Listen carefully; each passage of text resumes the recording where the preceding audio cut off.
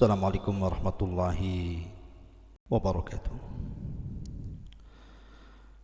Alhamdulillah wassalatu wassalamu ala Rasulillah wa ala alihi wa sahbihi wa mawalah wa la hawla wa la quwata illa billahi wa ba'du. Qala Allahu azza wa jalla ya ayyuhalladzina amanu taqullaha haqqa tuqatih wa la tamutunna illa wa antum muslimun. Amma ba'du, ma'asyiral muslimin yang dimuliakan Allah Subhanahu wa taala. Alhamdulillah, di siang hari ini kembali kita bisa duduk untuk bertalabul ilmi, dan pembahasan di siang hari ini kita akan membahas tentang kisah rombongan jin Nusaybin. Yang pertama-tama mendengarkan bacaan Al-Quran yang dibaca Nabi Sallallahu Alaihi Wasallam, dan inilah rombongan jin pertama yang masuk Islam. Bahkan inilah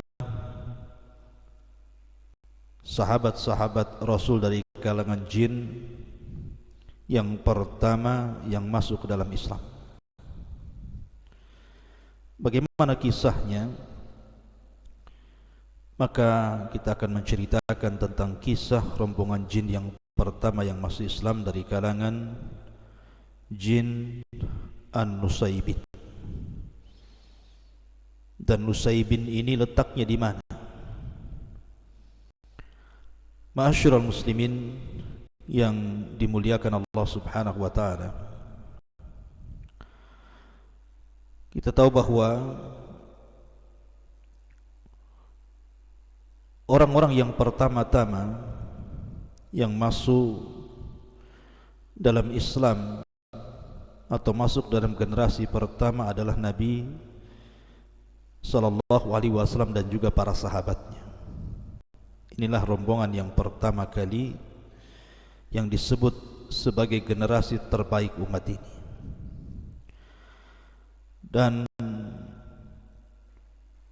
para sahabat Nabi Sallallahu Alaihi Wasallam bukan hanya dari kalangan manusia saja, tetapi juga dari kalangan jin. Lah, sahabat yang pertama kali di kalangan jin ini disebutkan oleh para ulama, mereka adalah jin dari kalangan Nusaybin. Bahkan disebutkan nama-namanya oleh Imam Ibnu Hajar dan juga Imam Mujahid dan juga Imam Al-Qurtubi dan para ulama yang lainnya, bahwa nama-nama jin Nusaybin yang mula-mula masuk Islam,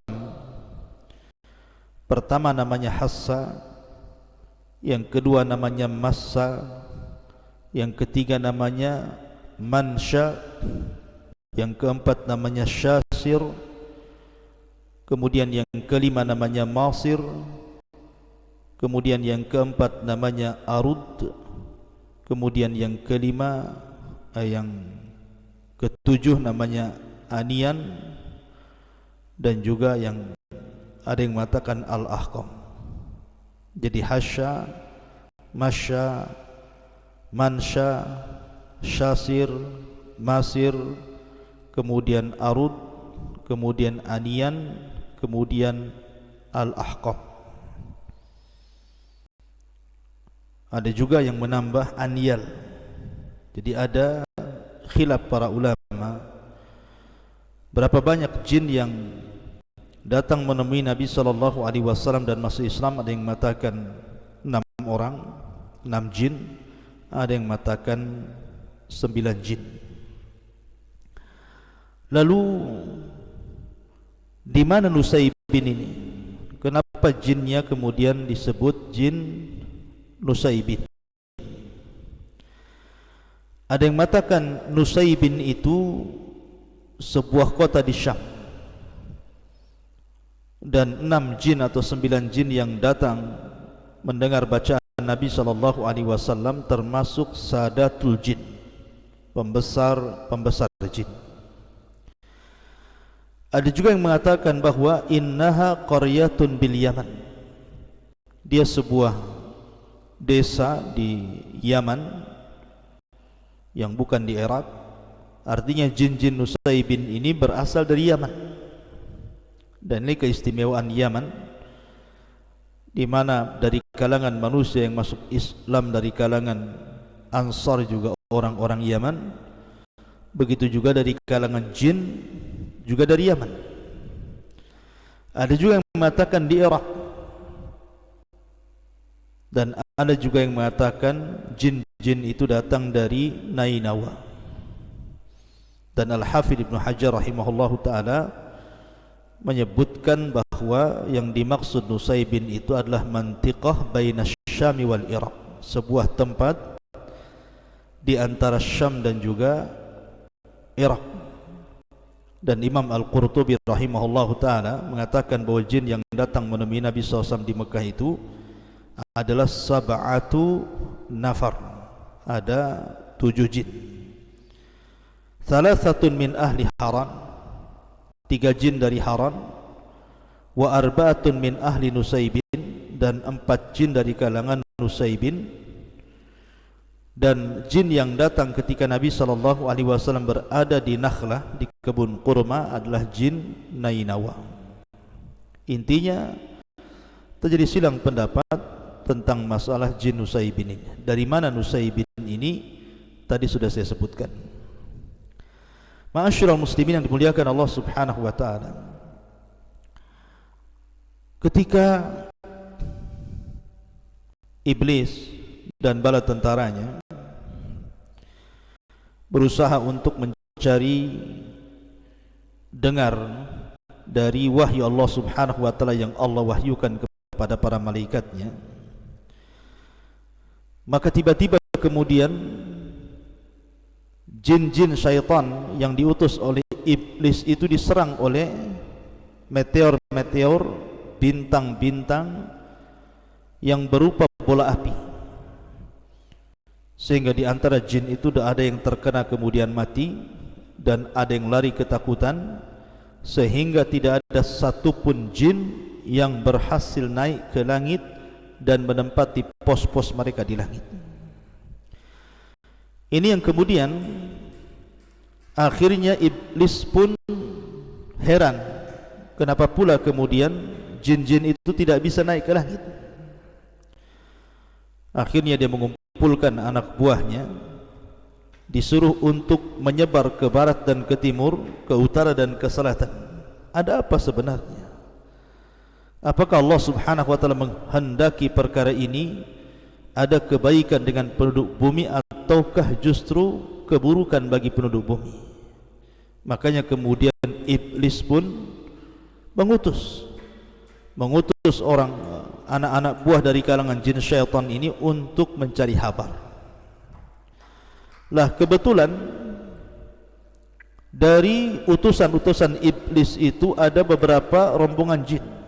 Tadi ada yang mengatakan 6, ada yang mengatakan 7, ada yang mengatakan 9. Mereka kemudian menyasar ke tempat Nabi SAW sedang salat fajar. Lah dari sini kemudian Nabi SAW membacakan Al-Quran dan jin-jin itu mendengarkannya. Ketika mereka mendengarkan bacaan Nabi SAW, tiba-tiba kemudian mereka pun terpesona dengan bacaan Quran dan masuk Islam. Lah sebab itulah maka Allah Subhanahu wa taala katakan, inna sami'na Qur'anan ajaba yahdi ila ar-rusydi fa amanna bih wa lan nusyrik bi rabbina ahada. Kata rombongan jin itu mengatakan, sesungguhnya kami mendengar bacaan Al-Quran yang luar biasa, yang memberikan petunjuk manusia ke dalam hidayah, maka kami pun beriman dan kami tidak mungkin menyekutukan dengan Rabb kami dengan siapapun. Dari sini jin-jin ini masuk Islam. Lah setelah jin-jin ini masuk Islam, maka mereka kembali kepada kaumnya, kemudian mereka pun berdakwah kepada kaumnya. Maka yang disebutkan dalam ayat yang lain, wa idh sarafna ilaika nafaran minal jin yastami'una al-Qur'ana falamma hadaruhu qalu ansitu falamma qudiya wallau ila qaumihim mundirin. Dan ingatlah ketika kami palingkan kepadamu sekelompok jin dari kalangan nasibin, mereka mendengarkan Al-Quran, maka tatkala mereka hadir di sekitar wahai Muhammad, sebagian mereka mengatakan, diamlah, dengarkan apa yang dibacakan dia. Maka ketika Rasul selesai membacakan Al-Quran, maka mereka pun berpaling kepada kaumnya dan menjadi jin-jin yang memberikan peringatan. Salah satunya mereka mengatakan, qalu ya qaumana inna sami'na kitaban unzila min ba'di Musa musaddiqan lima baina yadayhi yahdi ilal haq wa ila sirati mustaqim. Wahai kaum kami, sesungguhnya kami mendengar Al-Quran yang diturunkan setelah Musa yang membenarkan terhadap syariat sebelumnya, yang menunjukkan kepada kebenaran dan jalan yang lurus.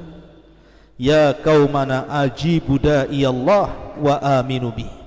Wahai kaum kami, maka ambillah seruan Allah dan berimanlah dengannya. Yaghfir lakum min dunubikum wa yujirkum min adzabin alim. Maka Allah akan mengampuni dosa-dosa kalian dan akan menghilangkan azab yang pedih bagi kalian. Kemudian mereka pun terus akhirnya berdakwah, dan banyak kalangan jin yang masuk Islam di tengah-tengah para sahabat yang ketika itu masih sedikit dan belum banyak manusia masuk Islam. Jin sudah banyak masuk Islam duluan, dan mereka akhirnya berbondong-bondong mendatangi Nabi SAW, sampai ada yang mengatakan 7-8 kali Nabi SAW membacakan Quran kepada mereka, termasuk juga Nabi SAW menjadi qadhi hakim bagi apa yang terjadi dari kalangan jin. Seperti dalam sebuah riwayat, ada jin-jin itu yang kemudian saling membunuh, kemudian datang kepada Nabi SAW untuk diselesaikan masalahnya, dan Rasul memutuskan masalahnya. Artinya bahwa jin-jin itu adalah nabinya manusia, dan nabi kita dengan nabi jin sama, Rasul sallallahu alaihi wasallam. Ma'asyiral muslimin yang dimuliakan Allah Subhanahu wa taala, disebutkan dalam sebuah riwayat dari hadis yang dikeluarkan Imam Ahmad, Muslim, Tirmidzi dan yang lainnya, dari Alqamah ketika bertanya kepada sahabat Ibnu Mas'ud radhiyallahu anhu, apakah ada di antara kalian yang ikut bersama Nabi SAW pada malam beliau berjumpa dengan jin? Maka sahabat mengatakan tidak, hanya saja pada suatu malam sebelumnya kami bersama Nabi SAW, tiba-tiba kami kehilangan beliau, dan kami pun mencari beliau di lembah, di semak-semak, hingga kami mengatakan jangan-jangan beliau dibawa oleh jin atau dicuri oleh jin. Malam itu kami menjalani malam yang paling buruk. Bagaimanapun kami bingung, Nabi ini kemana? Maka di pagi hari tiba-tiba kemudian Nabi SAW datang dari arah Hira. Kemudian kami segera menyambut Nabi, kata para sahabat. Kemudian kami bertanya, Rasul, kami semalam kehilangan Anda. Kami berusaha mencari Anda, namun kami tidak berhasil menemukan Anda, sehingga kami merasa sangat sedih di malam itu. Jangan-jangan Anda dicuri oleh jin, dibawa oleh jin, disembunyikan oleh jin. Maka Nabi SAW menjawab, atani da'iyal jin fadhahabtu ma'ahu faqara'tu alaihimul Qur'an. Semalam ada seorang dari kalangan jin yang mendatangiku, kemudian dia mengajak pergi bersamaku, aku pun pergi bersamanya. Kemudian tiba-tiba aku melihat rombongan jin, aku pun membacakan ayat Al-Quran kepada mereka. Lah kemudian Ibnu Mas'ud sebagai rawi hadis ini menceritakan kisahnya. Kemudian Nabi SAW ketika itu pergi bersama kami, kami pun melihat bekas mereka dan bekas api mereka, dan mereka meminta bekal hidup.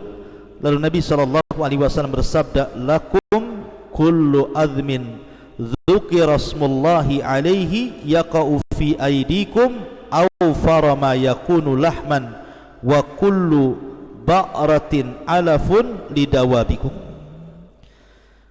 Pada setiap tulang hewan yang disembelih secara syar'i akan berisi penuh dengan daging di tangan kalian, dan setiap kotoran hewan ternak menjadi makanan binatang-binatang kalian dari kalangan jin. Kemudian Nabi SAW mengingatkan, fala tastanju bihima fa innahuma ta'amu ikhwanikum. Janganlah kalian melakukan istinja dengan tulang dan kotoran, karena hal itu makanan dari saudara kalian jin. Lihat di sini Nabi SAW diajak oleh jin untuk membacakan Quran. Bahkan ketika Nabi SAW pulang dari Taif, kita tahu bahwa Nabi SAW mendapatkan siksa dari orang-orang Taif itu luar biasa. Baru saja sampai, mereka sudah menolak dakwah Rasul, bahkan melempari Rasul sehingga Rasul harus berlari 1 mil ke arah perbatasan Mekah. Sehingga Nabi SAW masuk ke salah satu kebun yang ada di situ. Kemudian disitulah ada cerita tentang seorang Nasrani namanya Adas yang masuk Islam. Tapi bukan itu ceritanya. Jadi ketika Nabi SAW kemudian salat di kebun kurma itu, maka tiba-tiba datang sekelompok jin kemudian mendengarkan bacaan Nabi SAW. Lah tiba-tiba jin yang mendengarkan bacaan Nabi SAW itu kemudian terpesona dengan bacaan Quran yang dibaca Rasul. Akhirnya mereka pun masuk Islam, dan merekalah jin yang pertama kali masuk Islam. Ada juga yang mengatakan bahwa peristiwa itu terjadi di pasar Ukad. Jadi ketika Nabi SAW dan juga para sahabat berangkat ke pasar Ukad, kemudian Nabi SAW menyengaja dari pasar Ukad itu masuk ke kebun kurma. Kemudian Nabi SAW salat fajar, kemudian Rasul mengeraskan bacaannya, maka datanglah segerombongan jin itu kemudian mendengarkan bacaan Nabi SAW. Maka mereka pun terpesona dengan bacaan Rasul. Akhirnya kemudian mereka pun masuk Islam, dan mereka adalah rombongan jin yang pertama kali yang masuk Islam dari kalangan jin. Artinya mereka sahabat awal dari kalangan jin yang masuk Islam. Ma'asyiral muslimin yang dimuliakan Allah Subhanahu wa taala, bahkan sebagian jin itu ketika mendengar bacaan Al-Qur'an, barulah kemudian jin itu paham kenapa ketika mereka belum berjumpa dengan Rasul dan mendengarkan bacaan Rasul, mereka tidak bisa lagi naik ke langit. Bahkan mereka diserang oleh syuhud, diserang oleh gugusan-gugusan bintang, sehingga di antara mereka ada yang mati dan ada yang lari ketakutan. Mereka mengatakan, hadza wallah alladzi hala bainakum wa baina khabaris sama. Inilah Al-Quran yang membuat kalian terhalang dari mendengarkan berita langit. Fahunalika hina rajau ila qaumihim qalu ya qaumana. Ketika itu mereka kembali kepada kaumnya, dan mereka pun berkata, wahai kaumku, inna sami'na qur'anan ajaba yahdi ila rusydi fa'amanna bih walan nusyrik bi rabbina ahada. Sesungguhnya kami telah mendengar Al-Quran yang menakjubkan, yang memberi peringatan kepada jalan yang lurus, lalu kami beriman kepadanya, dan kami sekali-kali tidak akan mensekutukan seorang pun dengan Rabb kami. Dari sini baru tahu alasannya kenapa mereka tidak bisa naik ke langit, karena rupanya Al-Quran telah turun. Tapi para ulama mengatakan bahwa terhalangi jin naik ke langit, apakah ketika rombongan jin ini berjumpa dengan Nabi SAW, ataukah ketika Al-Quran itu diturunkan pertama kali, diangkatnya beliau menjadi Nabi dan Rasul SAW. Maka pendapat yang kuat bahwa peristiwa terhalangnya jin tidak bisa naik ke langit itu ketika Al-Quran pertama kali turun. Artinya ketika Jibril mewahyukan kepada Rasul surah Al-Alaq dan juga Mudaththir, dari situ langit mulai dijaga oleh Allah Subhanahu wa taala, difungsikan bintang-bintang untuk melempar jin. Dari sini kemudian iblis mencari-cari kabar, ada apa dengan langit? Kenapa anak buahnya tidak bisa naik ke langit? Makanya kemudian iblis merintahkan anak buahnya untuk mencari-cari apa alasannya.